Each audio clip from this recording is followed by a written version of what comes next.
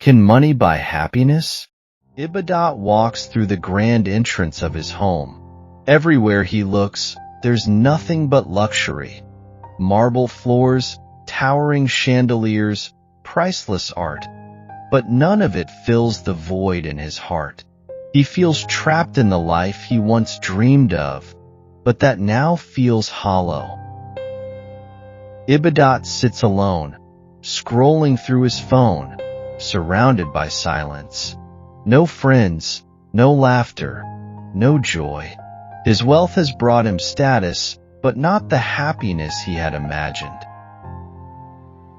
I have everything, or do I? Why am I still not happy? Suddenly, he grows restless and steps out for a drive, seeking something, anything, to fill the emptiness inside him. Ibadat drives through the city, watching people go about their daily lives. His eyes fall on a young girl standing by a balloon vendor. She buys a few balloons, her face glowing with pure joy. But instead of keeping them, she turns to a group of roadside children playing nearby and hands the balloons to them. The children's faces light up. They jump with excitement, their laughter filling the air. The girl watches them, a peaceful smile spreading across her face. Ibadat stops his car, mesmerized. She's smiling like she has everything in the world. But those children, they had nothing, and yet they're happy. Ibadat watches as the girl moves on. Intrigued, he follows her from a distance. The girl reaches a busy intersection where a blind man stands at the corner, unsure of when to cross. Without hesitation, she takes his hand and carefully helps him navigate the traffic. Ibadat, watching from across the street, feels something stir inside him. He's captivated by her simple acts of kindness. He continues to follow her. The girl walks into a poor neighborhood. She kneels beside a group of young children sitting on the street with worn-out books and pencils. With warmth and patience, she begins to teach them, guiding their little hands as they scribble letters in the dirt. She's giving them something no amount of money can buy. Knowledge, hope, and look at her, she's glowing with happiness. Ibadat watches her for hours, witnessing the pure joy she derives from helping others. It's a feeling he has never known despite his immense wealth. One day, Ibadat gathers the courage to approach the girl, who is sitting on a park bench, feeding the birds. He walks up to her, nervous but determined to understand. Excuse me, I've been watching you for a while. I mean, not in a creepy way, just, you seem so happy. I don't understand. The girl looks up, surprised but not alarmed. She smiles kindly. Happy? I suppose I am. But it's not because of what I have. It's because of what I give. Ibadat, puzzled, sits down beside her. I have everything. Money, cars, a mansion. But I'm not happy. How can you be happy when you have so little? The girl looks at him thoughtfully. Happiness isn't something you can buy. It's not something that comes from outside. It's what you feel when you make a difference in someone else's life. When you connect with others, share what you have, whether it's time, love, or even something small like a smile. Ibadat looks at her, his mind racing. It's a perspective he's never considered before. But doesn't money make life easier? Doesn't it give you freedom? The girl nods.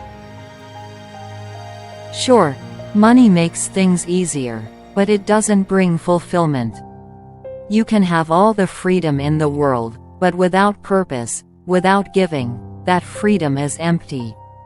True wealth is in the heart, not the wallet. Over the next few weeks, Ibadat continues to spend time with the girl, learning from her. He begins to volunteer at local charity centers, helping underprivileged children, providing food to the homeless, and offering financial support to those in need. Slowly but surely, he starts to feel something he hasn't felt in years: joy. Not the fleeting thrill of a new car or an expensive watch, but a deep, lasting sense of fulfillment. Ibadat teaching kids at a shelter, laughing with them as they eagerly solve math problems. Ibadat helping build homes for those who lost theirs in a flood.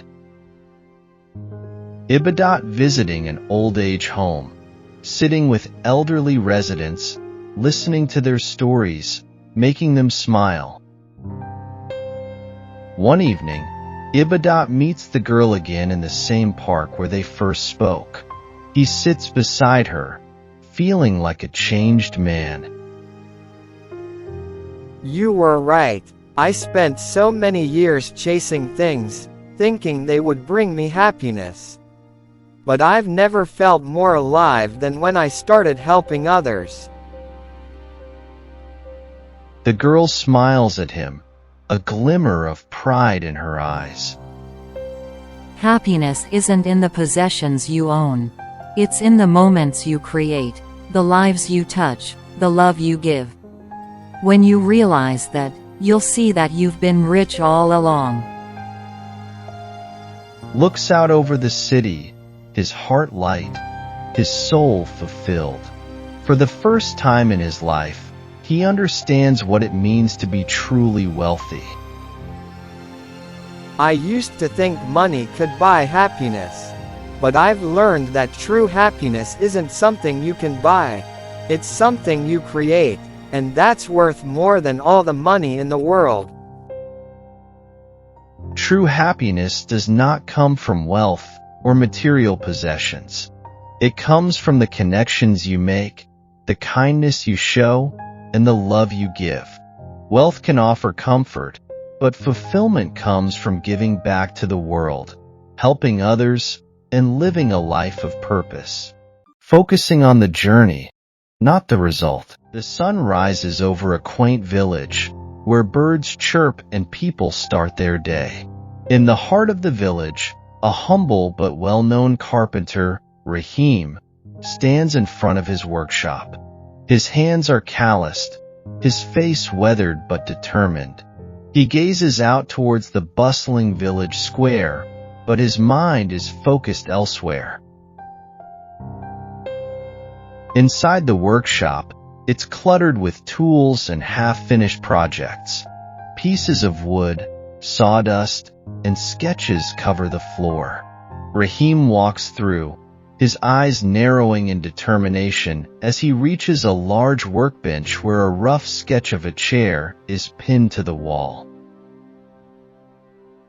This chair, it'll be my masterpiece. The one that will bring me fame beyond this village. The one that kings will envy. He runs his hands over the wood, feeling its texture. He picks up his chisel, hesitates for a moment, and then begins to carve. Meticulously sketching fine details of the chair. His brow furrows as he erases and redraws. Rahim cutting wood with precision, but his eyes keep darting back to the sketch, as if already imagining the finished product. Rahim sanding the chair, though the edges are a little rough. He shrugs it off and moves on, too eager to finish. The sound of a hammer striking nails echoes in the workshop. Rahim steps back to admire his work. The chair is done, but something is wrong. The chair, which Rahim had imagined as a flawless masterpiece, is far from it. The backrest is crooked, the legs are uneven, and small cracks are visible in the wood. No, no, this isn't right. It should have been perfect. He kneels beside the chair, his face dropping into his hands. Rahim walks through the quiet streets of the village. His head hangs low.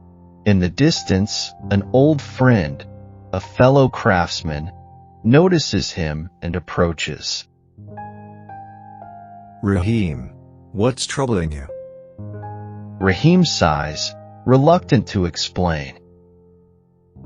It's the chair. I spent so much time, so much effort, but it's not what I imagined. It's a failure. The friend chuckles softly, placing a hand on Rahim's shoulder. Let me guess, you were thinking only of the final result, weren't you? Rahim looks up, confused. What else was I supposed to think of? The journey, Rahim. The journey. Every stroke, every cut, every moment in between. That's where the true artistry lies. Rahim furrows his brow, listening closely. You were so eager to finish, to see the end result, that you lost sight of the craftsmanship. It's not about the finished product, it's about the care you put into each step. The beauty lies in the process. The words sink deep into Rahim's mind. He looks back at his friend, the realization beginning to form. The next morning, Rahim enters his workshop with renewed determination. He places a fresh block of wood on the workbench, but this time, something is different. He smiles slightly, picks up his chisel, and begins again. Slowly, methodically, savoring every step. The journey, focus on the journey. Rahim carefully selecting the finest pieces of wood, inspecting each grain with care. Rahim measuring and cutting slowly, humming to himself, enjoying the sound of the saw. Rahim spending hours perfecting the edges, smoothing every surface, lost in the joy of the craft. The days turn into weeks. The chair begins to take shape, but this time, Rahim doesn't rush. He doesn't worry about the end. He's completely absorbed in the process, treating each step as if it were an artwork on its own. The chair is finally complete. Rahim stands back, breathing deeply as he wipes the sweat from his brow. This time, the chair is truly magnificent. Every detail is flawless, every curve perfect. He runs his fingers along the polished wood, a smile slowly forming on his face. It's not just the chair, it's the journey that made it beautiful. At that moment, the door to the workshop opens, and the friend enters. Well now. This is what I call a masterpiece. What's changed, Rahim? I stopped worrying about how it would end, and started enjoying the work. It wasn't about finishing it. It was about doing it with care, step by step. Exactly. The results always follow when the journey is treated with respect. Word spreads throughout the village of Rahim's beautiful chair. People gather outside his workshop, marveling at the masterpiece. Some whisper about how it looks fit for a king. Rahim watches them, but this time, the recognition doesn't matter as much. His satisfaction comes from within. I had always chased the finish line, but now I know, the journey is where true fulfillment lies. Focus on the journey, not the result, and the masterpiece will create itself. Focus on the journey, and the results will take care of themselves. The timeless love. A cozy living room, walls adorned with seashells, family photographs, and soft sunlight filtering through lace curtains. Eleanor, late 70s, silver hair, gentle eyes, sits on a worn armchair, knitting. She looks out the window toward the sea. The sound of waves can be heard faintly in the distance.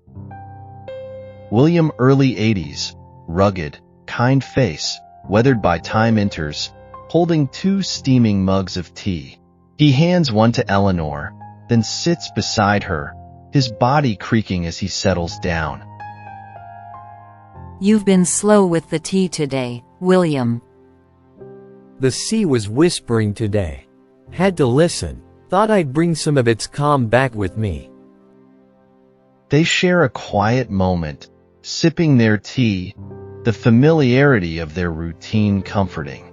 Eleanor glances at the clock on the wall, then to William, with a knowing look. Shall we?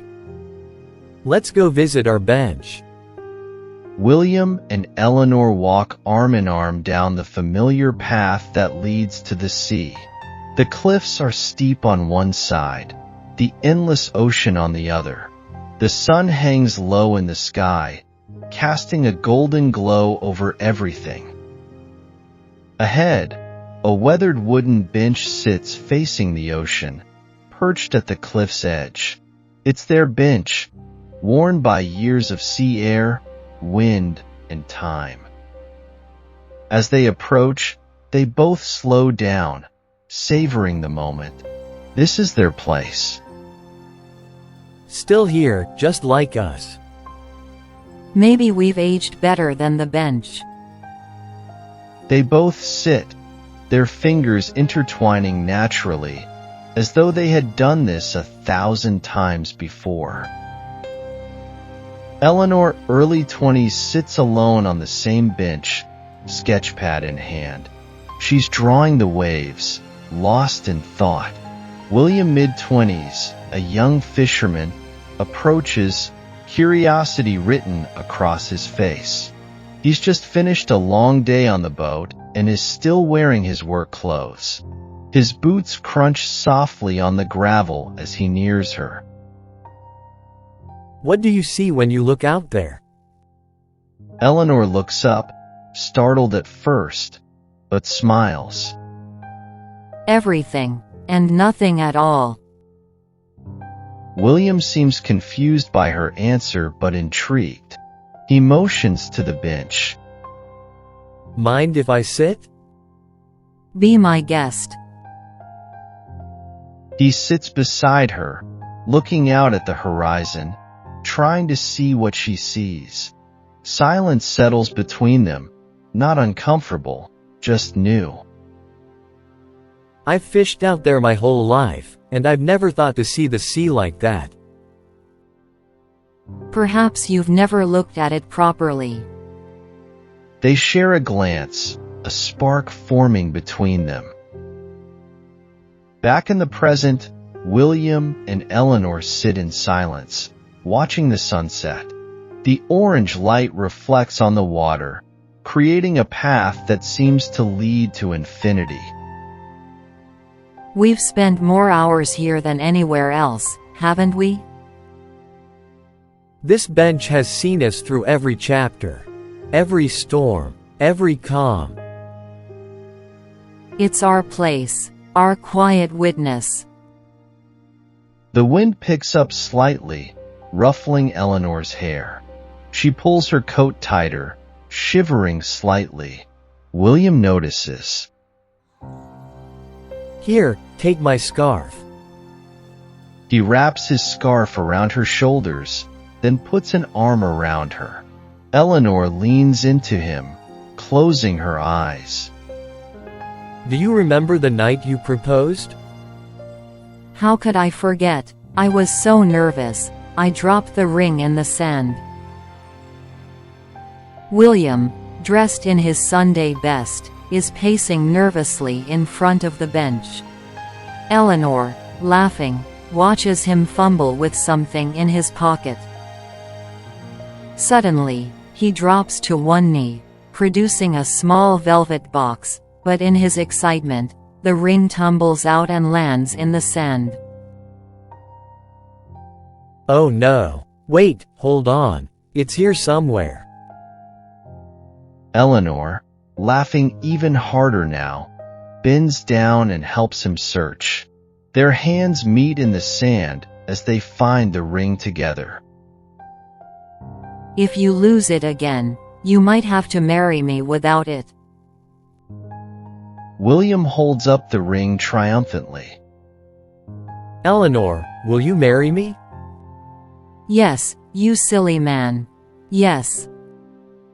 William and Eleanor sit in the fading light, both quiet as they reminisce.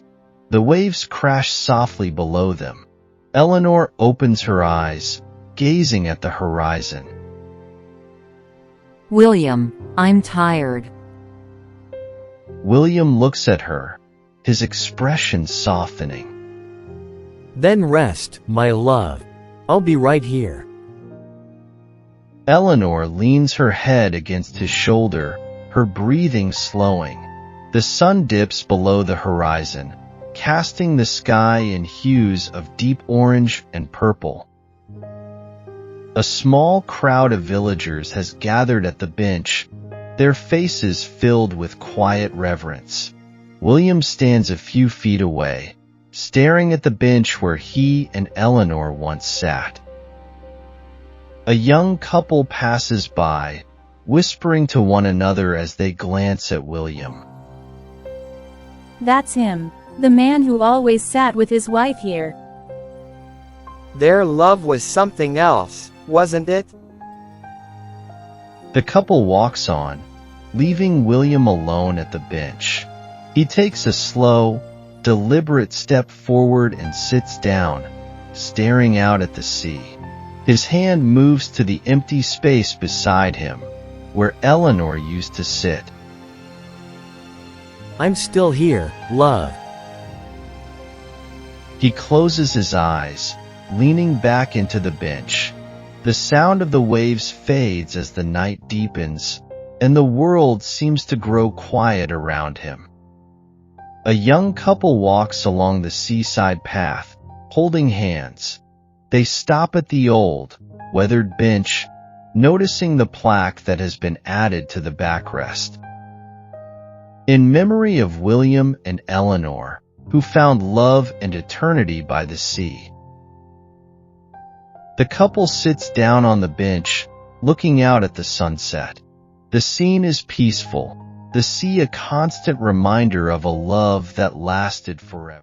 Failure is not the end, but a step in the journey of learning. Once upon a time, the alarm clock buzzes loudly, filling the quiet room. Ibadat groans and lazily reaches out to silence it. He pulls the blanket over his head and drifts back to sleep. Meet Ibadat, a young man who finds comfort in sleep more than anything else. While the world starts their day, he continues to dream. He's never in a hurry, because he never really cares.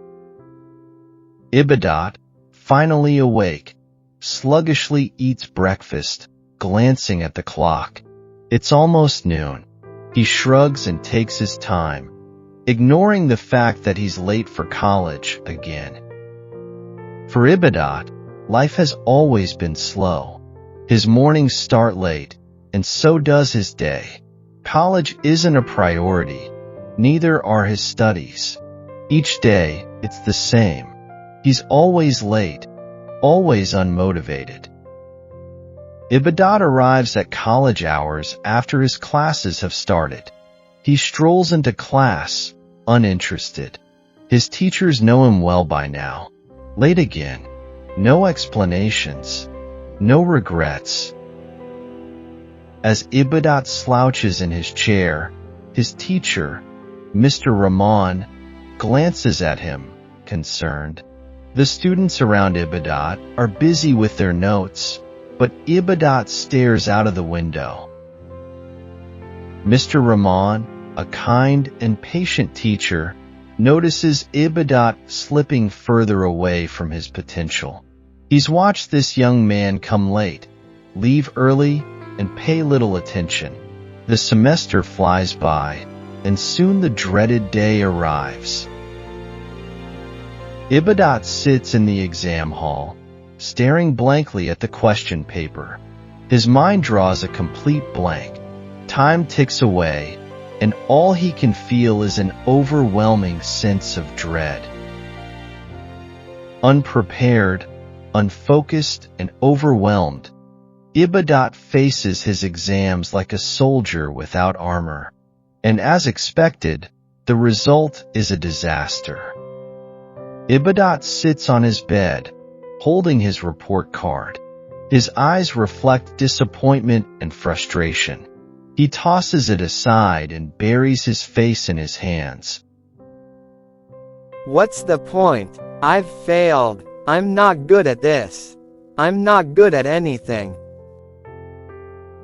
For the first time, Ibadat felt something he hadn't before: despair.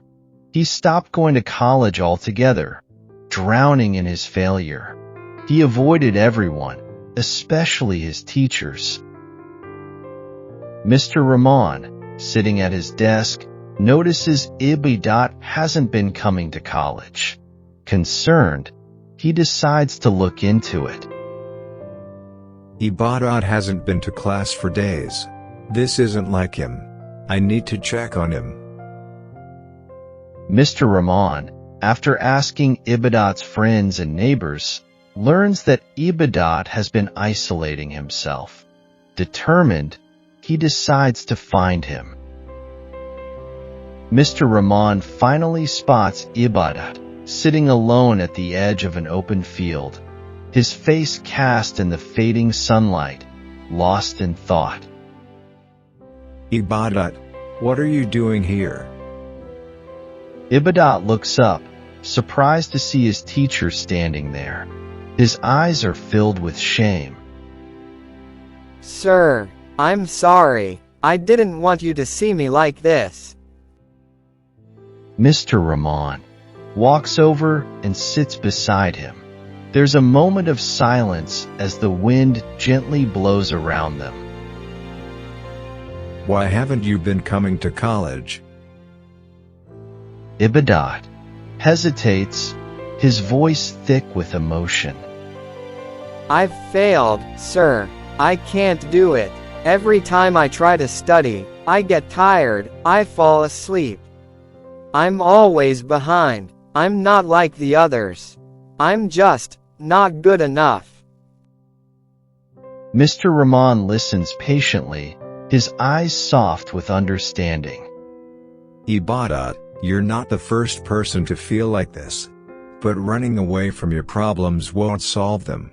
Everyone has their own pace, but you have to be willing to make the effort. Ibadat looks down, his hands fidgeting with a piece of grass. But I don't know where to start, sir. I've messed everything up.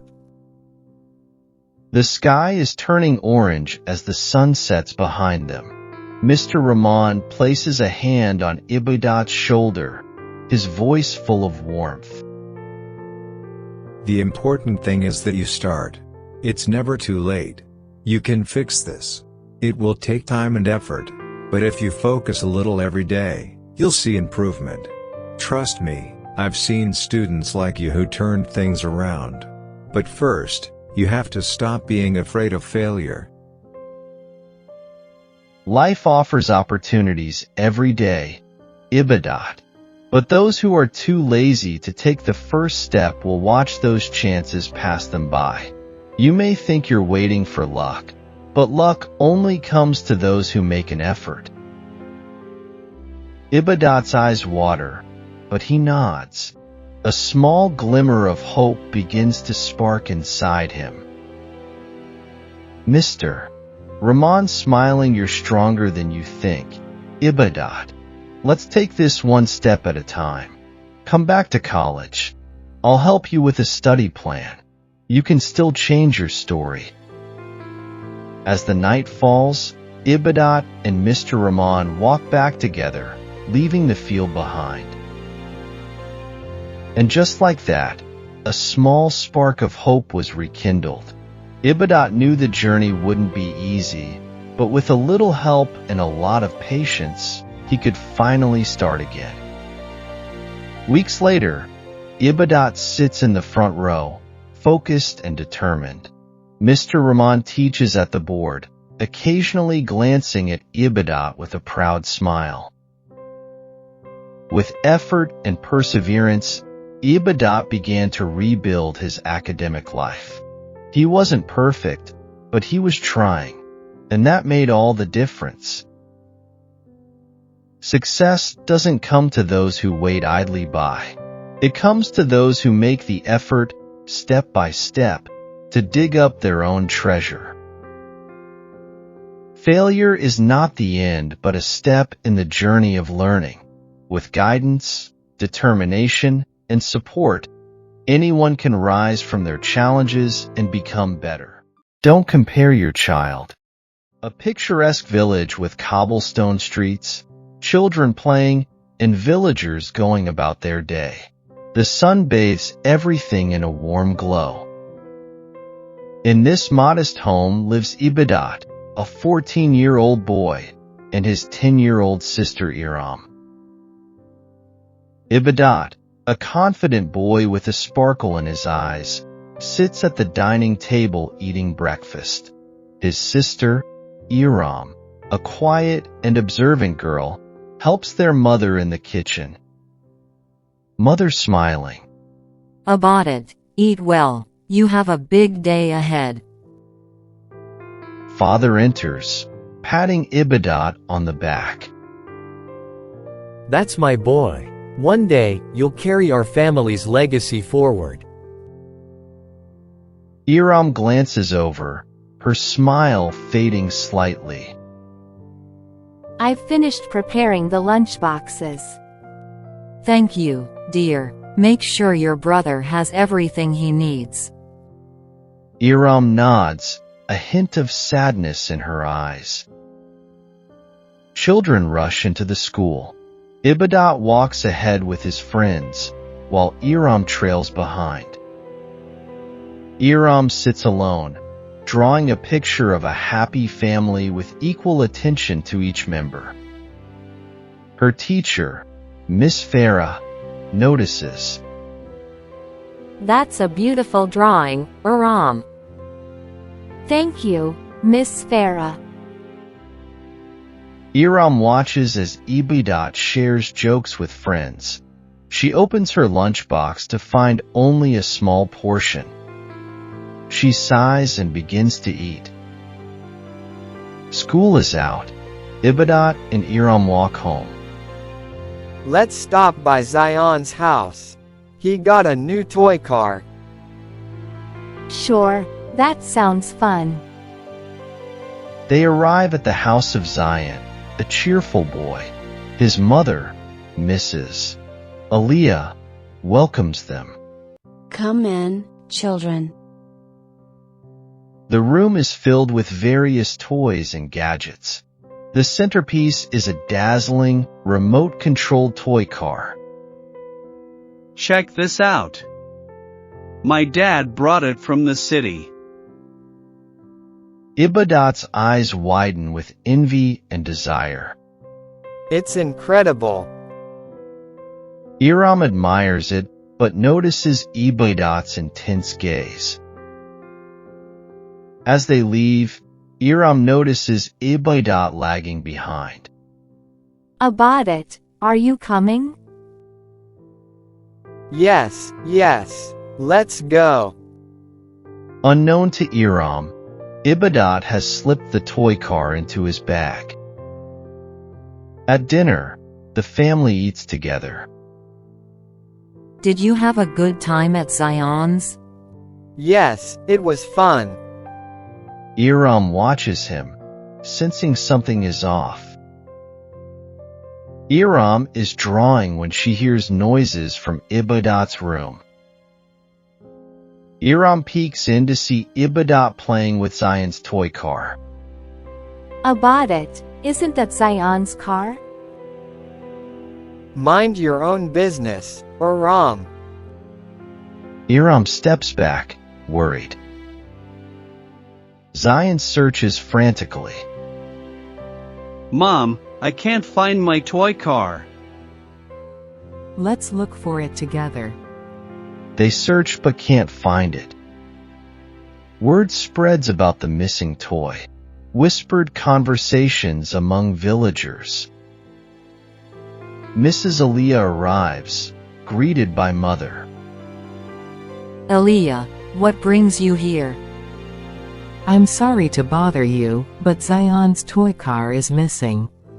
I thought perhaps Ibadat or Aram might have seen it. I'm sure my son wouldn't take it. She turns to Iram, her expression hardening. Aram, did you take Zion's toy? No, Mother. I would never. Don't lie to me. Return it at once. Iram's eyes fill with tears. Mother, maybe we should. Stay out of this, Ibadat. Mrs. Aliyah observes, noting Ibadat's discomfort. Iram sits under a tree, crying softly. Mrs. Aliyah approaches her gently. Aram, I believe you. Mother never trusts me. Sometimes adults make mistakes too. Ibadat paces nervously. His father notices. Is everything all right, son? Father, I have to tell you something. Before he can continue, Mother bursts in. That girl refuses to admit her wrongdoing. Calm down. Let's handle this reasonably. Ibadat musters his courage. It was me. I took the toy. Stunned silence. What are you saying? I'm sorry. I wanted it so badly. Mother sinks into a chair, realization dawning.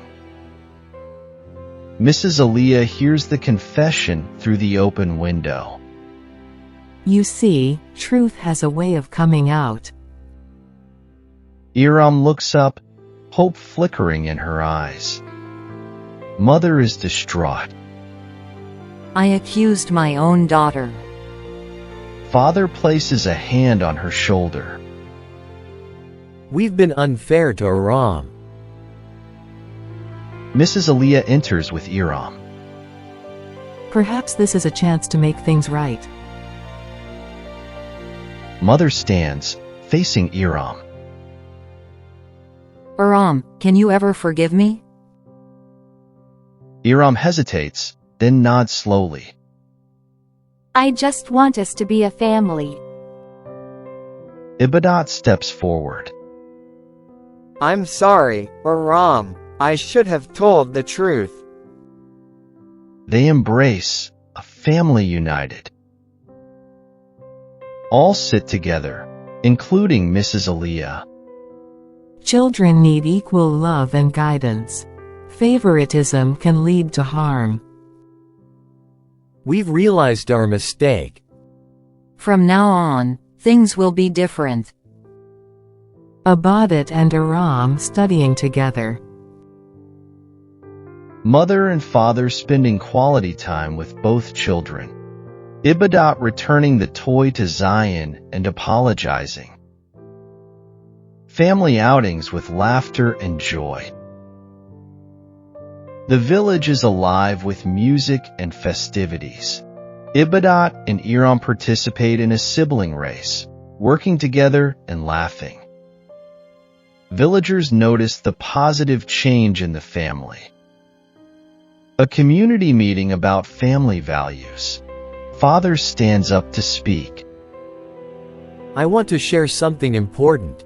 We learned that favoring one child over another can harm both. Equal love is essential. The crowd nods in agreement. Iram walks with her parents, holding hands. This was the best day ever. Many more to come, dear. Ibadat teaches younger children, including Iram, how to play a new game. Mrs. Aliyah watches from a distance, satisfied. Cartoons pictures style 16:9. Sometimes, a small step can change many lives. The family sits together, sharing stories. Our family is strongest when we're united. They all nod. Content. True strength lies in unity and equal love. Let us cherish all our children equally for a brighter future. Favoritism in a family can lead to deep emotional scars and misguided behavior. It is crucial for parents to treat their children with equal love and attention. By fostering an environment of fairness and open communication, families can nurture honesty, integrity, and mutual respect in their children, guiding them toward a righteous path. Harmful comparisons. A soft lullaby is playing in the background. The room is dimly lit, and we see a woman, Sultana, holding a newborn baby in her arms. Rahman, her husband, enters the room, smiling warmly at the sight of their son. How's our little Ibadat doing? He's perfect, alhamdulillah. Ibadat's peaceful face. Sultana gently lays him in the crib. Suddenly, the sound of a baby crying comes from the neighboring house. Looks like our neighbors had their baby too. Sultana nods, smiling. Yes, they named him Sifat. Sifat's family. Sifat, a quiet baby, is being fed by his mother. He eats peacefully, not fussing. In contrast, in Ibadat's house, Sultana is struggling to feed him. Sultana tries to feed Ibadat, but he refuses, pushing the spoon away. Come on, Ibadat, just one more bite, please. Ibadat's grandfather and grandmother watch from the couch, whispering to each other. Grandmother looks disapproving. Look at Sifat. He eats so well. It's because his mother is good at raising him. A good child comes from a good mother. Ibadat is always so difficult. Sultana overhears and looks down, feeling heartbroken. The children, Ibadat and Sifat, are now around 6 years old. Sifat is sitting quietly, playing with his toys. Ibadat is running around energetically, full of life, but clumsy. He trips and falls, scraping his knee. Look at him, always running around without thinking. Sifat is calm and composed, while Ibadat just causes trouble. Sultana watches from the doorway, feeling a growing weight on her shoulders. Ibadat, now 10 years old, sits on his bed, holding his knee to his chest. Tears well up in his eyes. He overheard his grandparents comparing him to Sifat again earlier in the day. Why do they always compare me to Sifat? Am I not good enough? Sultana enters the room, seeing her son in tears. She sits beside him, gently wiping his tears away. Ibadat, my love, you are perfect the way you are.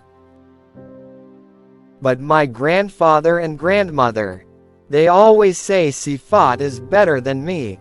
They say I'm not strong, that I don't eat like him. They think I'm weak, Mama. Why don't they love me like they love Sifat? Sultana hugs Ibadat tightly, tears filling her own eyes. She doesn't know how to shield him from these hurtful comparisons. Ibadat's health has worsened. He is sitting with his father, Rahman, in the doctor's office. The doctor, after a few tests, observes Ibadat's emotional state. Ibadat's physical health is fine. What concerns me is his mental well-being. He seems to be under a lot of emotional stress. Has anything been troubling him at home or school? Rahman, confused, looks at Ibadat, then at the doctor. I don't understand. The doctor leans forward, speaking softly. Children at this age are sensitive. If he's being compared to others or feels less valued, it can cause deep emotional pain. It seems like he's been carrying this burden for a while. Rahman and Sultana sit across from grandfather and grandmother, who are sipping tea. Ibadat is in his room, lying down. Rahman speaks softly but firmly. We need to talk. Ibadat is struggling, not because of anything physical, but because of how he's been treated. He's been compared to Sifat since he was born. This constant comparison is hurting him. Grandfather and grandmother look at each other, surprised. But we only want what's best for him. I know you love him, but comparing him to Sifat is making him feel like he's not good enough. Allah has made each of us different. Sifat is calm and quiet, and Ibadat is energetic and lively. They both have their strengths. We shouldn't judge one child against the other. Sultana speaks up, her voice shaky. He's just a child, and he's already carrying the weight of feeling less than. I feel it too. We can't keep doing this to him. We have to stop comparing him. There's a moment of silence. Grandfather and grandmother look down, realizing the truth in their words. We didn't mean to hurt him. We just thought we were pushing him to be better. The best way we can help him is by accepting him for who he is. He doesn't need to be Sifat. He needs to be Ibadat, the boy Allah made him to be. Ibadat is running around the playground, laughing with other children. Sifat is sitting under a tree, playing with his toy car. Rahman and Sultana watch from a distance. Grandfather and grandmother are also there, smiling as they observe Ibadat's happiness. He's so full of life, our Ibadat. Just like Rahman was at that age. Rahman smiles, hearing his mother's words. He walks over to Ibadat, crouching down to his level. You know, Ibadat, you're perfect just the way you are. Don't ever feel like you need to be anyone else. Allah has given you your own special light. Never forget that. Ibadat looks up at his father, smiling brightly. I won't, Baba. As the sun sets, Ibadat and Sifat are running through a field together, their laughter echoing in the distance. The sky, where the light of the setting sun creates a golden glow, symbolizing the beauty of individuality and acceptance. Each of us has our own journey, our own strengths, and our own light to shine. Don't dim your light by comparing it to others. You are perfect as you are, just as Allah intended. This story highlights the emotional impact of comparison within a family, showing how acceptance and love for a child's unique traits can heal and nurture them. It serves as a gentle reminder to stop comparing, both as parents and as individuals. The Brave Ant and the Mighty Elephant. Once upon a time, In the heart of the great jungle lived Timbo, the mightiest of all elephants. His size and strength were unrivaled, and all creatures in the jungle respected him, for they believed he was the strongest. Timbo approaches a clearing where animals have gathered to drink from a watering hole. As he steps into the clearing, smaller creatures scurry out of his way, wary of his enormous size. Ah, a fine morning. Let the world make way for the mighty Timbo. The animals respectfully nod but keep their distance, fearful of his imposing figure. But despite the respect he commanded, Timbo often felt a sense of loneliness. His size and strength, which made him so revered, also made him isolated. As Timbo continues his walk, the jungle thickens. Suddenly, his massive foot lands near a small patch of leaves, almost crushing something beneath. A tiny voice rises from below. Hey, watch where you're stepping, big guy. What was that? Who dares speak to me like that? A tiny ant named Kunda, standing fearlessly in front of the elephant's massive foot, shaking off some dust. Her expression is one of annoyance and frustration, yet there's a spark of bravery in her eyes. You almost squashed me. You think just because you're big, you can go stomping around like you own the place? Oh, little ant, I didn't even see you down there. Be thankful that you survived. Survived? Ha! It's you who should be careful. Just because I'm small doesn't mean I'm weak. And there, in that moment, a spark of curiosity was lit in Timbo. He had never been challenged before, let alone by someone so tiny. You? Strong? Don't be ridiculous. You're barely a speck in this grand jungle. Size doesn't define strength. I'll show you that even the smallest creatures can be just as powerful as you. Timbo, intrigued, raises an eyebrow. A smile crosses his face. Very well, little ant. Show me your strength. A group of animals has gathered near the clearing to witness what seems like an impossible challenge. A tiny ant squaring off with the jungle's strongest creature. The jungle is buzzing with excitement. The jungle animals gathered, curious to see this contest between the mighty Timbo and the brave Kunda. They wondered, how could such a small ant possibly challenge the great elephant? Strength is more than muscle, Timbo. It's about willpower, teamwork, and heart. Kunda leads Timbo to the edge of a fast-flowing river. The water is turbulent, and the riverbank is too wide for Timbo to cross easily. Let's see how strong you really are, Timbo. Can you cross this river on your own?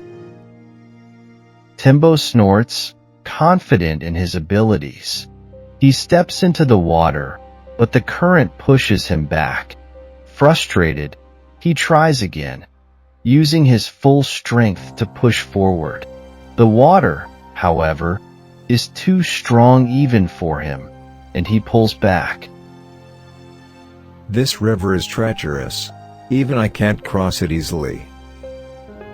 Kunda smiles knowingly. Watch and learn. She signals to her fellow ants, who emerge from the underbrush in a massive line. Working together with remarkable precision, they link together, forming a living bridge across the river. The ants cross one by one, and soon, they've created a sturdy bridge. Kunda scurries across the ant bridge with ease.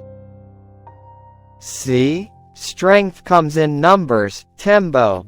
Together, we ants can accomplish anything. Impressive.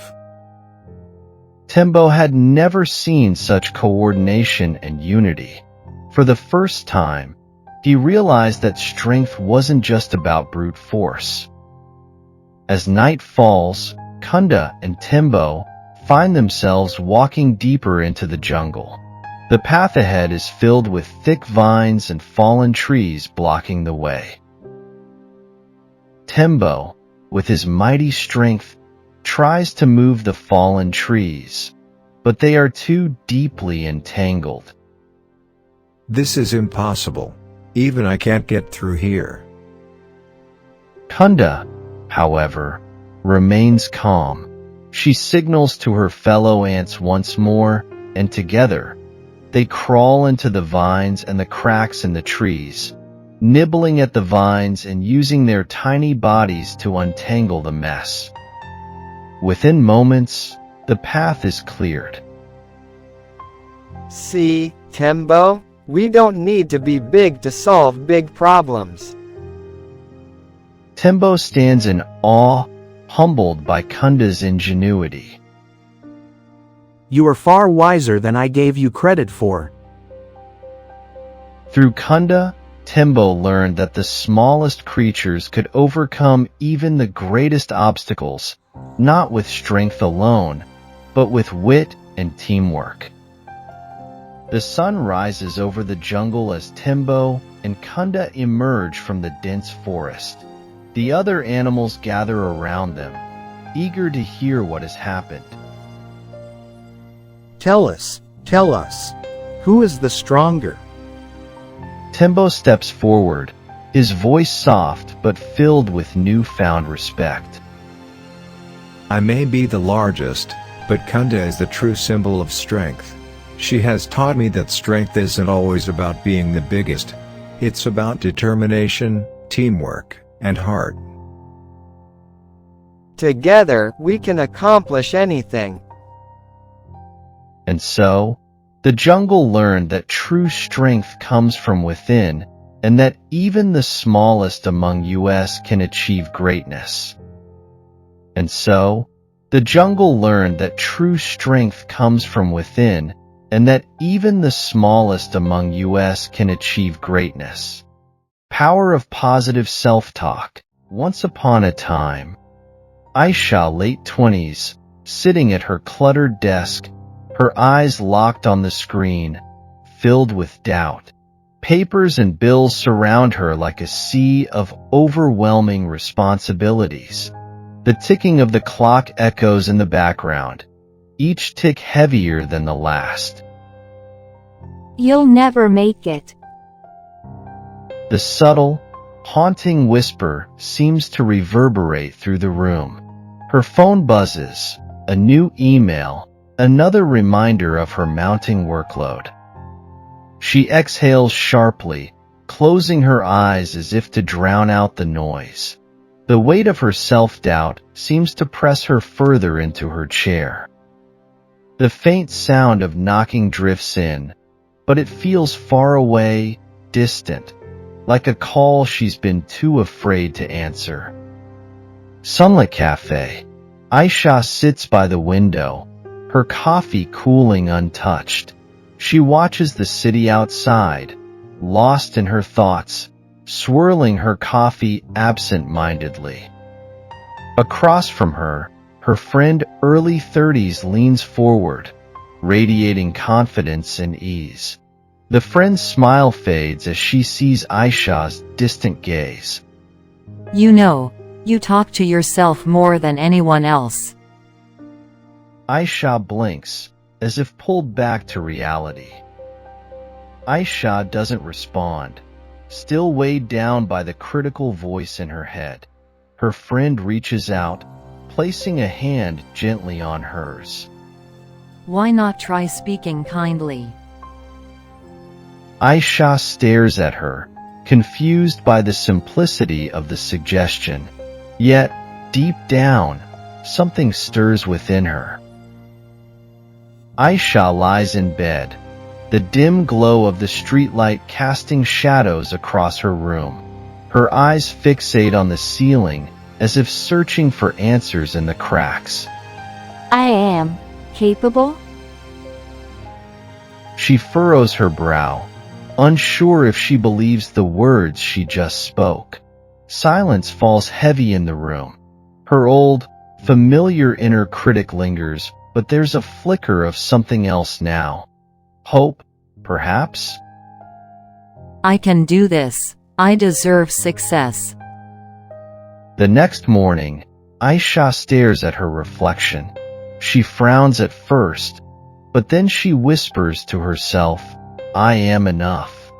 Her voice wavers, but she repeats it louder, the conviction growing each time. Aisha struggles at the gym, her legs trembling as she runs on the treadmill. Sweat pours down her face. She's tempted to give up, but she whispers, "I can do this." Her steps become more confident, her stride lengthening. She hits send on a particularly challenging project, her eyes filled with both exhaustion and pride. For the first time, a genuine smile spreads across her face.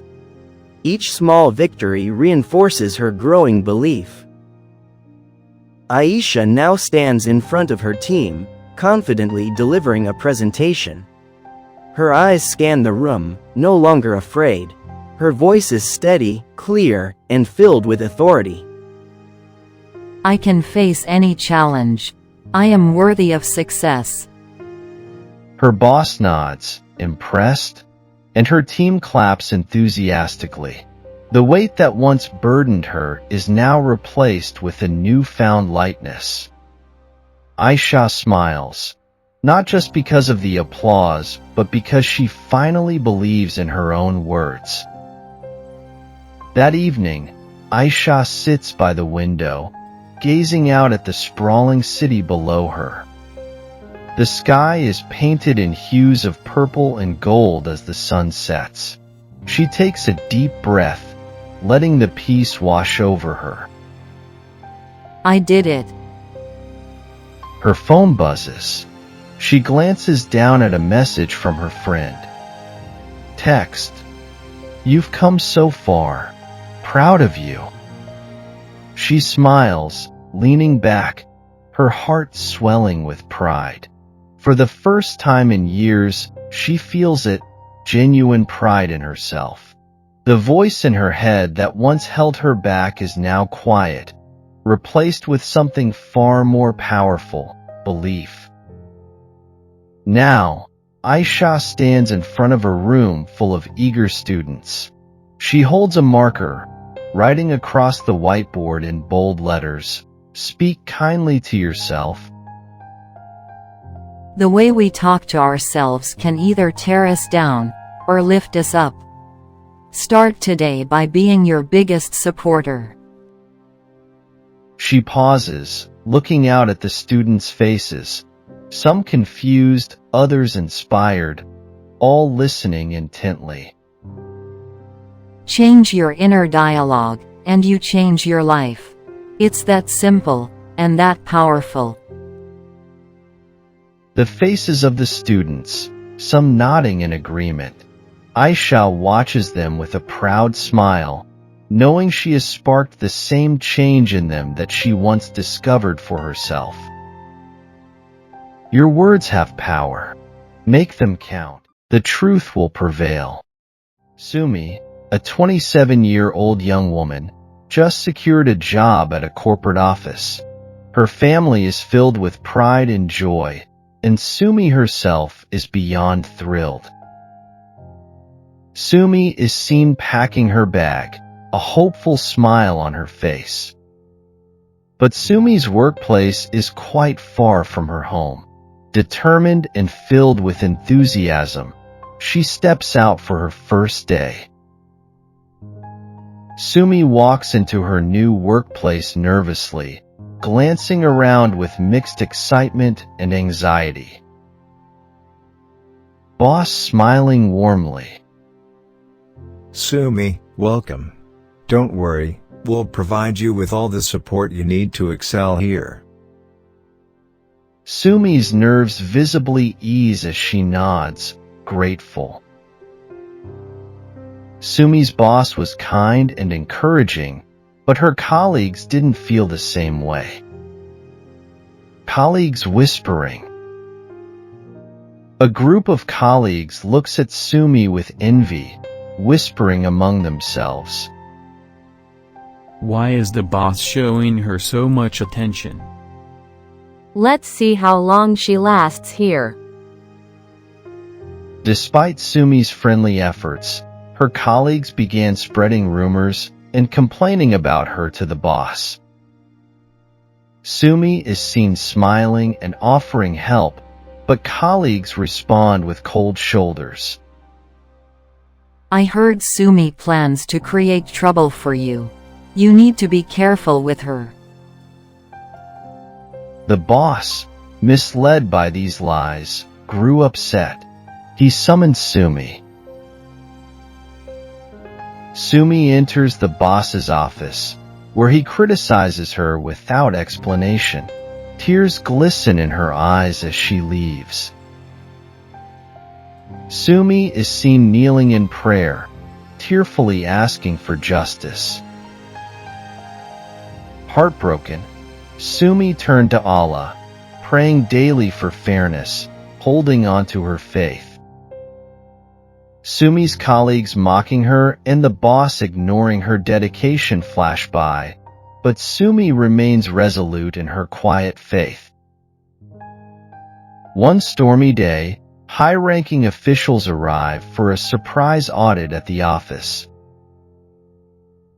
A storm raged that day, delaying everyone else, but Sumi, faithful to her job, arrived on time. A storm raged that day, delaying everyone else, but Sumi, faithful to her job, arrived on time. Sumi enters the empty office, slightly confused but begins her work as usual. Moments later, the officials arrive and note the empty workplace. Where is everyone? This is unacceptable. Sumi's boss and colleagues rush in, drenched, apologizing profusely. A workplace with such low discipline has no place in our organization. You should learn from Sumi here. Sumi watches silently as her colleagues are scolded. A sense of peace fills her as she realizes her prayers have been answered. Finally, the truth emerged, and justice was served. Sumi understood that Allah's timing is perfect. Sumi smiling humbly, her colleagues looking remorseful, and the boss giving her an apologetic nod.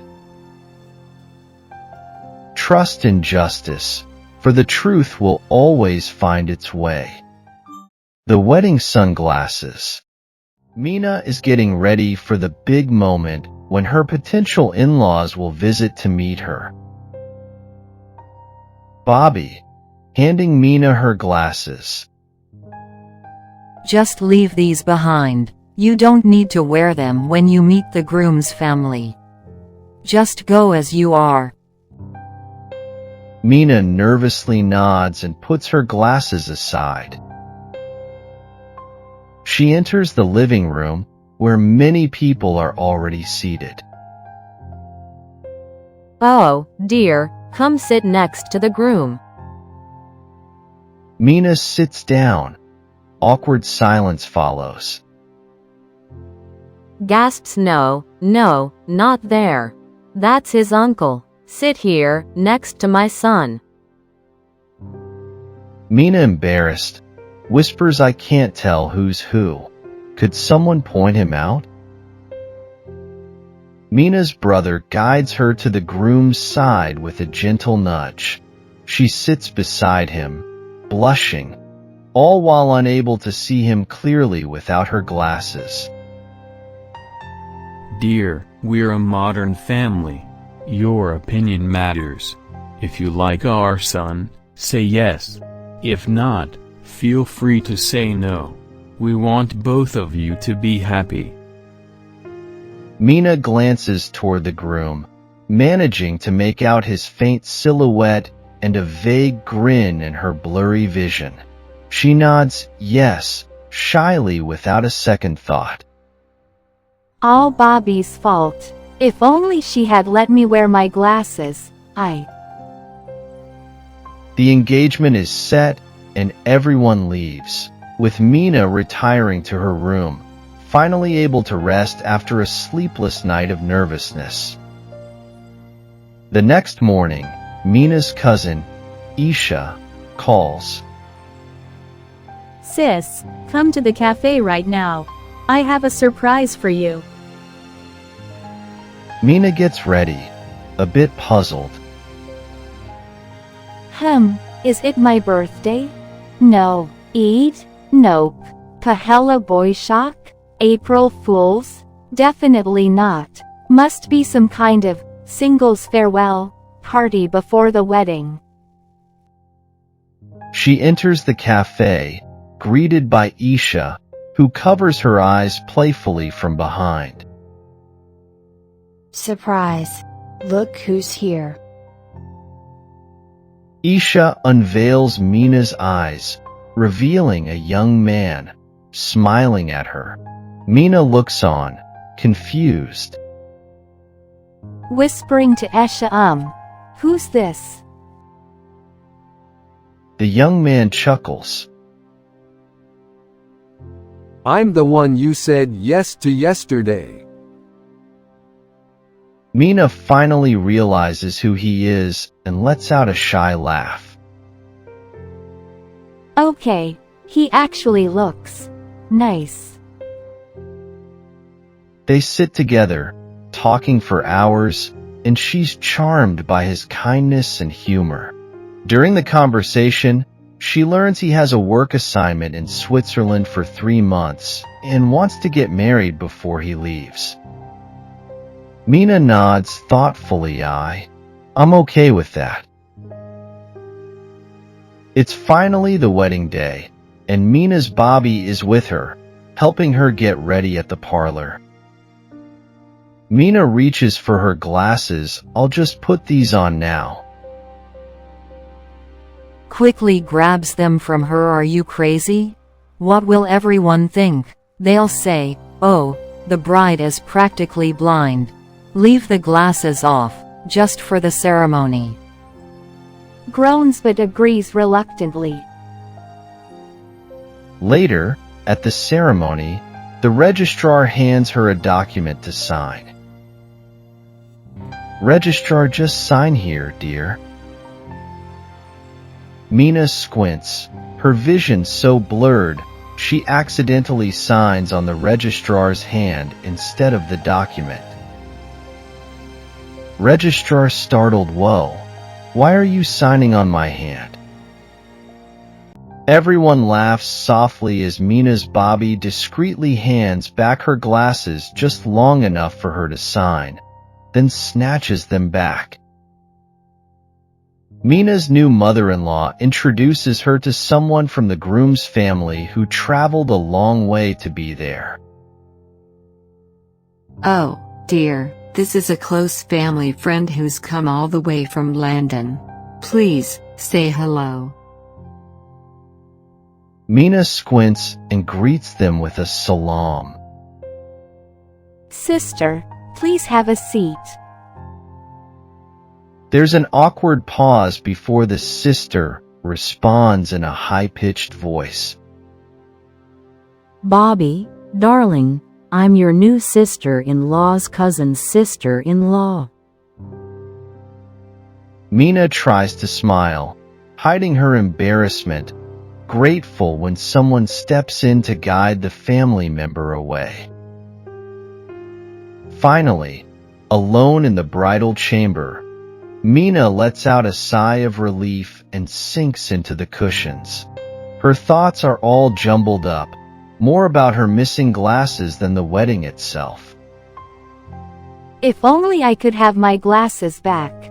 How am I supposed to get through the night if I can't even see? Suddenly, Isha enters the room, whispering that the groom's finally here. Took him a while to hand over her glasses just in time. She quickly puts them on, savoring the clear vision.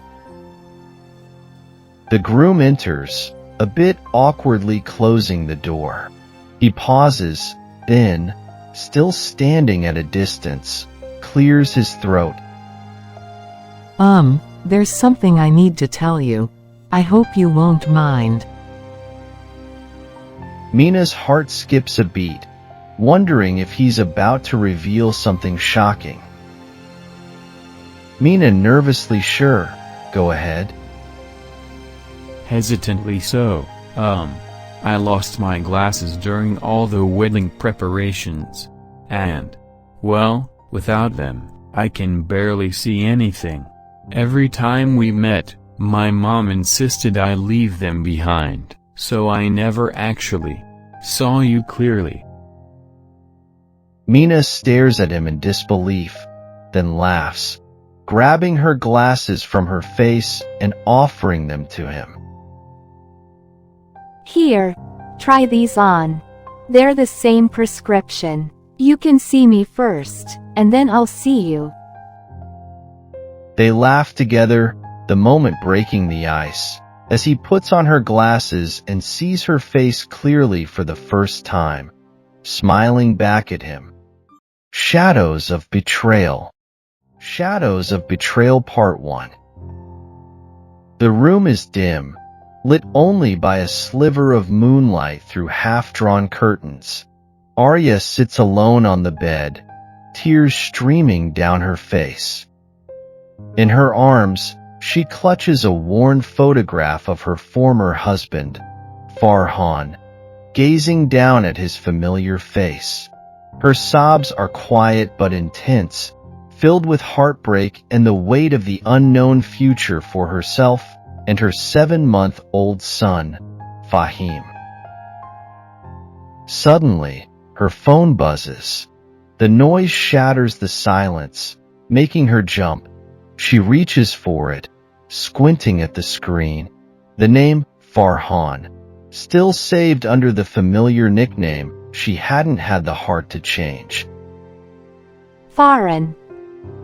There's a long pause, just Arya's uneven breathing. Finally, she answers. Arya, I never wanted to leave you, or Fahim. This wasn't my choice. It's like something dark forced me away. You don't know what's going on, but I wanted to live with you till my last breath. Farhan, what are you saying? Why are you calling me? You divorced me, moved on. What's going on? I know you haven't accepted it, Arya. I can feel it. And even now, I know you're clutching my picture. There's something you need to know. I didn't leave by choice. Some truths I couldn't say, others you'll have to find on your own. But I don't have much time. His voice falters, filled with fear. If tomorrow, in the cold light of morning, you hear that I'm gone, promise me you won't come. Don't look at me, Arya. Let me go without you seeing me like that. The line goes quiet, his breathing faint. Arya holds the phone, waiting for something, anything. But the silence stretches on. A full half-hour passes before she, numbly, ends the call. The early light of morning filters in through the windows. Arya sits in a trance on the sofa, still trying to comprehend Farhan's words. A knock at the door rouses her. She opens it to find Police Officer Kareem, with a solemn expression. Ms. Arya, I'm sorry to tell you this, but Farhan was found this morning. He's gone. Arya takes a step back, her hand trembling. Gone? But how? We suspect he ingested poison. The autopsy will tell us more. It doesn't seem like an accident. Arya's knees buckle slightly as she absorbs the news. She remembers Farhan's final words, the haunting tone in his voice. She swallows, struggling to hold back tears. Her family gathers, waiting for Arya to explain where she's been all morning. Her father, brother, and sisters-in-law sit with stony expressions, watching her as she speaks. I just wanted to say goodbye to him, that's all. I needed closure. Her father's face darkens, a hint of anger in his eyes. Why? You were divorced. You have no right to see him, not after everything. Arya's sister-in-law, with a sneer, folds her arms. Did you think of your son, Arya? You left him here to chase a ghost. Silence falls over the room as Arya's brother joins in, his tone accusing. And on top of that, there's the jewelry, Arya. If you needed money, you could have asked. Why did you have to sell my wife's things? Arya looks at brother in shock, confusion etched on her face. What are you talking about? I would never steal anything. This is absurd. The shopkeeper has the receipt with your name on it. You signed it, Arya. I trusted you. Arya's face crumples, shocked and hurt. Her family turns their backs, each leaving the room without looking at her. Arya stands alone, crushed, feeling the weight of betrayal as she tries to comprehend what just happened. A week later, Arya sits across from Mr. Rahman, a sharp-eyed investigator she had been introduced to through a mutual friend. They sit at a small, dimly lit table. Arya's hands tremble as she speaks, recounting the events of the past week. Farhan death, the sudden divorce. Nothing makes sense. And now, my family is accusing me of things I didn't do. Someone's behind all this. I just need to know who. Mr. Rahman watches her carefully, his eyes narrowing as she speaks. You still care for him, even after everything? He was my husband, the father of my child. I need to know the truth. Mr. Rahman takes a sip of his drink, considering her words. I'll look into it, but on one condition. No one else knows about this. Not your family, not your friends, no one. I understand. I'll tell no one. Good. Meet me here, same time, next Saturday. I'll bring what I find. Mr. Rahman rises, leaving Arya alone in the dim restaurant. Mr. Rahman rises, leaving Arya alone in the dim restaurant. Mr. Rahman, did you find something? You didn't tell me everything, Arya. Like the fact you had a boyfriend before Farhan. And that you met him several times even after you were married. Arya's face drains of color. Your boyfriend was found dead tonight, Arya. He kept a diary, filled with accusations against you. Arya betrayed me. Arya deceived me. He even mentioned Farhan, the things he suspected you two had hidden.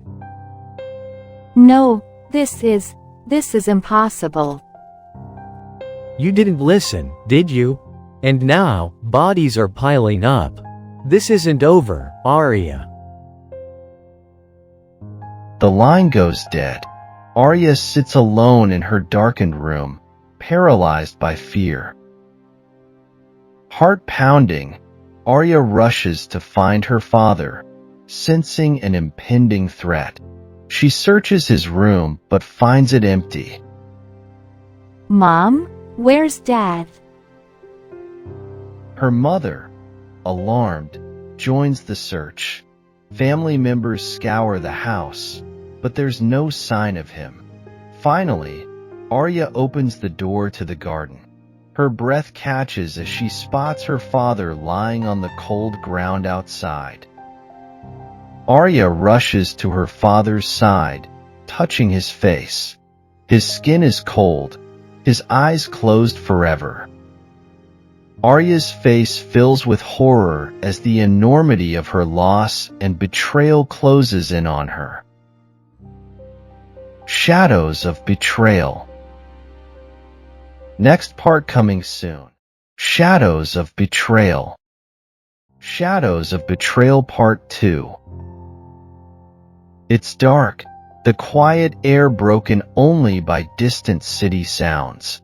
Arya's father, Imar Sahil, lies motionless on the ground just inside the family's front gate. Arya runs toward him, her heart racing. She reaches out, touching his cold skin. Her breath catches in her throat. Dad? Arya's brother, Rian, approaches and kneels next to her, his hand shaking as he checks their father's pulse. Rian's face drains of color. Rian, whispering, almost to himself, "No, there's no pulse." Their mother, Samina, rushes outside, panic-stricken. What's wrong with him? Why is he so cold? Pick him up. We need to get him to the hospital. Why are you both just sitting there? Rian's voice trembles as he speaks, fighting back tears. Mom, he's gone. Dad's not breathing. This isn't an accident. Samina, in disbelief, slaps Rian across the face, angered and desperate. What are you talking about? Are you a doctor now? How dare you speak such nonsense? Before anyone can react, Samina's face pales, and she collapses in shock. Arya and Rian quickly help her back inside, laying her on a couch, where Arya's sister-in-law, Lara, watches anxiously. Arya and Rian return to the front gate, standing over their father's body in silence. Rian dials the police, urgency in his tone. Yes, it's an emergency. My father, he's dead. Please come quickly. They wait, silent and shaken. Arya stifles her sobs as she kneels beside her father's body. The flashing lights of a police car approach. Officer Rahman and a few detectives arrive, assessing the scene. Officer Rahman signals the team to search the area while carefully examining the body.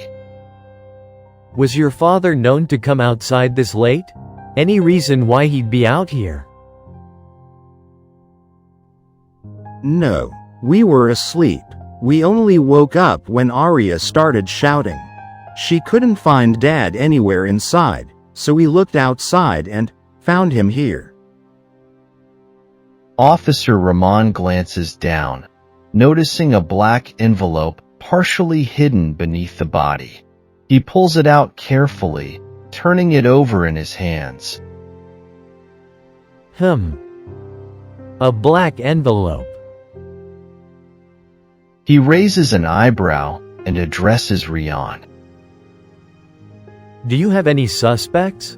Anyone with a reason to harm your father? Rian's eyes narrow, and he glances sharply at Arya. Yes, actually, I do. I believe my sister, Arya, could be involved. Arya's eyes widen in shock, her face turning pale. How could you say that, Rian? Why would I do such a thing? Before anyone can respond, footsteps approach from the dark. A calm but authoritative voice cuts through the tense silence. Unknown voice. Actually, officer, I think Rian here might have more answers than his sister. Everyone turns to see a man in a dark coat approaching. He flashes a badge. It's Sazed Evans, a high-ranking detective from the Special Investigations Branch. Detective Evans? I didn't expect to see you here tonight. Trust me, I didn't expect it either, Officer Rahman. But I had reason to believe Arya's father was in danger tonight. That's why I called her. Sazed Evans glances down at Mr. Sahil's body, noting the black envelope Officer Rahman still holds. What's in the envelope? Officer Rahman hands the envelope over. Sazed opens it, pulling out a folded letter. He reads aloud, his tone grim. Pushed to the limit by those around me. Tonight, I was to perform my final sin, to end what could not be forgiven. But I was called before I could fulfill it. May my sins be judged. Signed, S. Sazed folds the letter, his face darkening. This letter is from someone named S. Does that mean anything to any of you? Could it be Shadow? That's what they call him in the underworld. This sounds like his work. Yes, it's Shadow, all right. And if he's left his mark here, there's more to uncover. Officer, get the body to the morgue.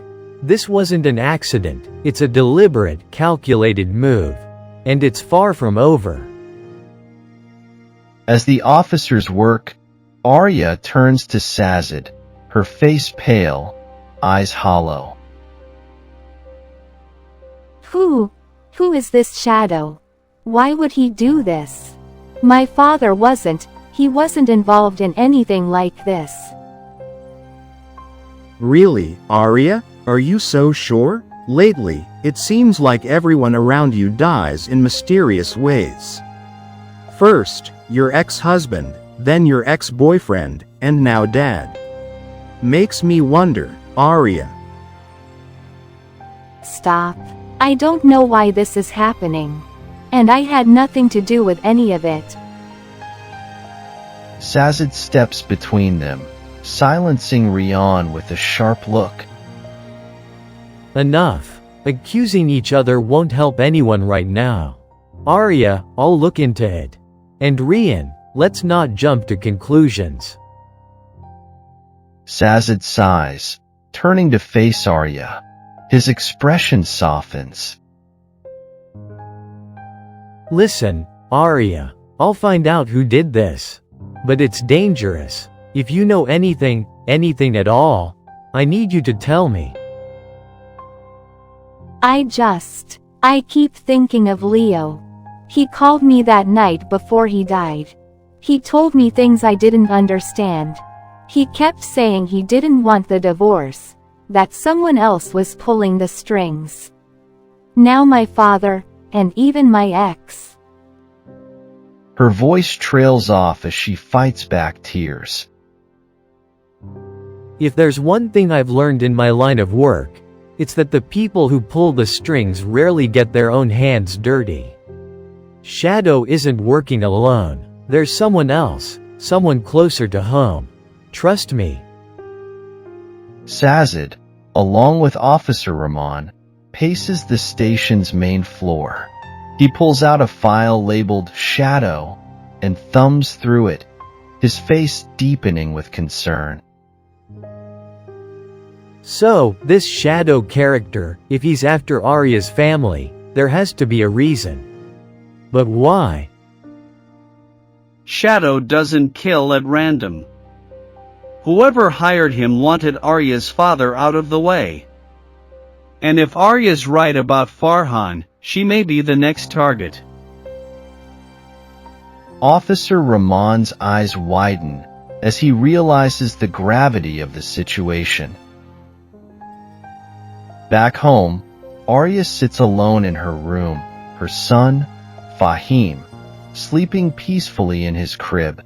Her mind races, haunted by Farhan's last call and her father's death. Her phone buzzes. She sees Sazed's name and answers, her voice barely a whisper.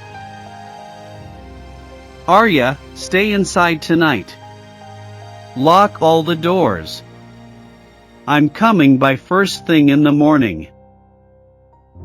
Sazed, I need to know, do you think it's connected? Farhan, my ex, my father. Yes. And I think someone is manipulating everything to frame you. Be careful, Arya. The call ends, and Arya sits in silence, looking at the only photo she has of Farhan. A faint knock on the door startles her. She approaches slowly, her heartbeat echoing in her ears. Shadows of betrayal. Next part coming soon. Shadows of betrayal. Shadows of Betrayal Part 3. It's a tense night. Under the dim glow of the street lamp, Arya stands frozen, shocked by the accusations. Her brother, Rian, stands a few steps away, visibly shaken by Detective Sazed Evans' revelations. Sazed, firmly staring at Liam. Your father was involved in some dark dealings, Rian. He arranged for the murder of his close friend's son, Eric, Arya's former boyfriend. But he never got the chance to explain his reasons. Rian's face contorts with shock, his legs tremble, and he stumbles back. Eric, our father? Arya stares at Sazed, her mind reeling. I don't understand. Why would anyone want to kill my father? And Eric's death? Are you saying my father was behind it? None of this makes any sense. There's someone known as Shadow, Arya, a notorious killer, escaped from prison 2 years ago. He's known for his meticulous murders, leaving black envelopes as warnings, detailing each target's sins. Your father's dealings attracted his attention. Arya looks down, her mind spinning with disbelief. My father, involved in illegal business? And why did he want him dead too? Sometimes, we have to accept painful truths. Your father's business was tied to crime and power. He started by killing someone and planned to end the same way, but he couldn't. As for Eric's death, that remains one of the mysteries I'm still piecing together. Rian's face tightens, a strange mixture of regret and defiance. And what does that mean for me? That you were willing to go to any lengths to take what wasn't yours. Property, money, control. And you were about to make sure Arya was left with nothing. You think you know everything, don't you? Suddenly, a loud voice cuts through the tension. Laura, Rian's wife, steps outside, her face twisted with fury. Take us to the station? What for? Sazed turns, addressing her coldly. You'll find out soon enough. By noon, the truth better be out, no hiding. You have until then to admit to everything.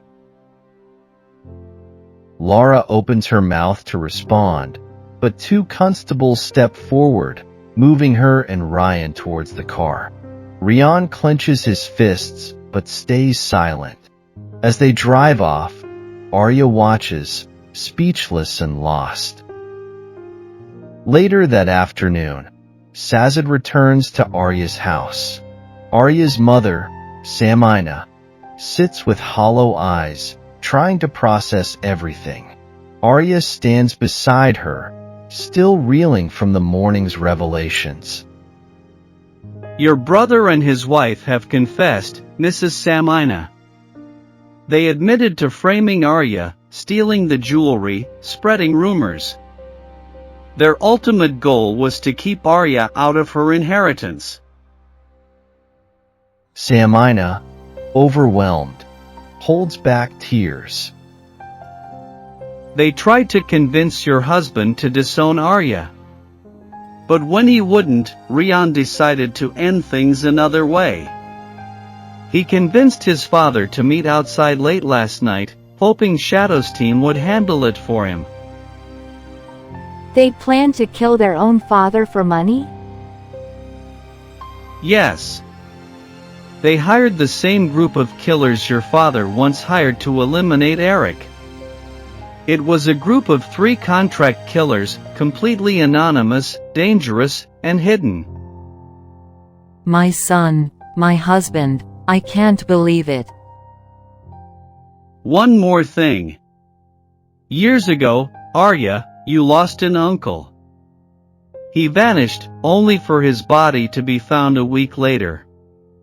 He was murdered because he'd seen something he shouldn't have. He'd seen your father with another woman. Arya's face crumbles, the weight of revelation after revelation overwhelming her. So my father was never innocent. He built everything on lies and violence. Sazed places a hand on her shoulder. I'm sorry, Arya. But there's one more thing you need to know. Arya looks up, waiting, her gaze hollow.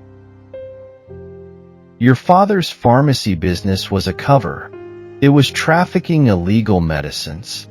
The poison that killed your husband, Farhan, was traced back to that pharmacy. What? Are you saying my father poisoned Farhan? We don't know for sure. But we found traces of the poison that killed him there. But Farhan's death, it was ruled an accident. My family said it was. They paid to have the case closed, Arya. Your ex-boyfriend, Eric, was involved too, protecting your father's business. And the poison Farhan drank that night? It wasn't meant for him. The words sink in slowly as Arya processes the depth of her family's betrayal. As dusk settles, Arya stands alone outside, looking over the city lights. Sazed approaches, a steady presence beside her. I know it's a lot, Arya. But there's a light at the end of this. My family, everything I thought I knew, was a lie. I loved them, and all they did was use me. Sazed stands silently as she wipes a tear away, her face set with a new resolve. I'll make sure Shadow is taken down. You and your son will be safe. I promise. It's not just about safety. I need answers, and I need to find peace. Sazed nods, his gaze unwavering. Then let's find it together. The two stand in silence as the city lights flicker in the distance. a sense of closure and new beginnings just on the horizon. Shadows of betrayal. Next part coming soon. Shadows of betrayal. Shadows of betrayal final part. Detective Sazed Evans sits across from Arya and her mother, Samina. The room is tense and silent as they process Sazed's shocking revelations. Arya, it's true. Legally, you and Farhan were never actually divorced. Every document you signed, it was all forged. Arya looks stunned, rising to her feet, barely able to comprehend. How is that even possible? We signed the papers. Everyone was there. If the entire process was staged from the beginning, Arya, it was all a setup right down to the witnesses. Her mother speaks up, her voice quivering. This can't be. Why would Farhan go through so much trouble just to fake a divorce? Farhan orchestrated it all for reasons I'm still piecing together. But I know he was under immense pressure. Please, tell me everything. I can't bear any more half-truths. Farhan's boss, Rabia Chowdhury, was involved. She manipulated him, Arya. And from what I gather, this divorce, it was Farhan's way of protecting you and Fahim. He was trapped, forced into a web of deceit, and his only option was to stage this entire drama. Arya tries to process everything, her head spinning. So, Farhan never actually wanted to leave her? Far from it. He was desperate to find a way out.